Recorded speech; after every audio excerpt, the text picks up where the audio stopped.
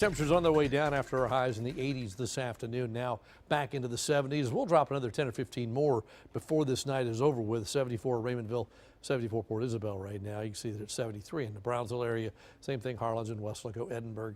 Take a look at our dew points, and they are dropping pretty quickly. Most of the valley's dew points in the 40s and 50s.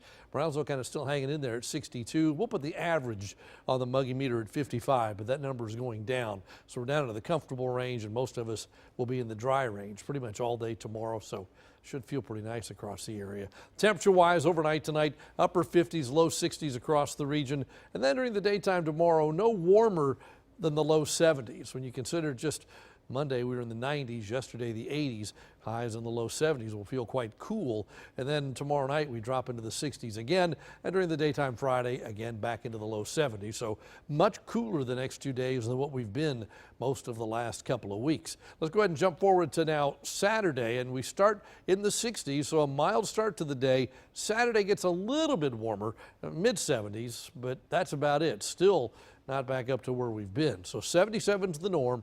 We go 70, 70, and then 73 the next 3 days, keeping it well below average as we get March off to a cooler start. A lot of clouds around tonight, a lot of little showers moving through Willacy, Cameron counties, and a couple of them sideswiping Hidalgo County earlier this evening, but all of that is gone now, and skies will just stay partly cloudy most of the night and most of the day tomorrow. I think we see a mix of clouds and sun, probably heavier on the cloud side of that mix, but at least a little sun, but it should be a dry day. Those clouds keeping temperatures down. Friday, again, a mainly dry day, a lot of clouds, probably a gray sky. Can't completely rule out a brief shower on Friday, but by Saturday, look how rain begins to show up. We saw a couple of showers come through early in the day, but late Saturday into Saturday night, the possibility of showers and even a few thunderstorms as a big upper air disturbance pushes towards South Texas.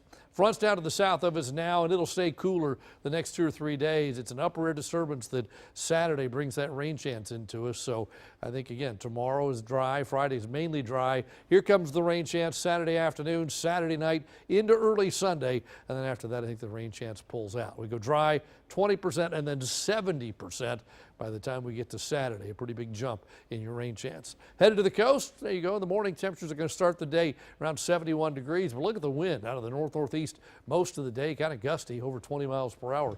UV index is high. Rip current risk is moderate. The bay temperatures at 75 and a small craft advisory in effect until tomorrow afternoon. So 57 for your low tonight, partly to mostly cloudy and certainly cooler than the last few nights. And then tomorrow, only 70 for a high. So a much cooler day with north-northeasterly winds. Holding at 70 on Friday. Saturday looks rainy, especially the second part of the day. 73 for your high, and then leftover showers early Sunday, and then the sun comes back out after that and should be with us into next week. But the coolest days we've seen, at least in a couple of weeks. We had a day a couple of weeks ago that was around 72, but since then it's been 80s and 90s. And 90s, exactly. Yes. So we're down for some cooler temperatures for about 3 days. All right, I hope everyone was watching, Tim, so they know how to dress appropriately yes, tomorrow. Yes, exactly.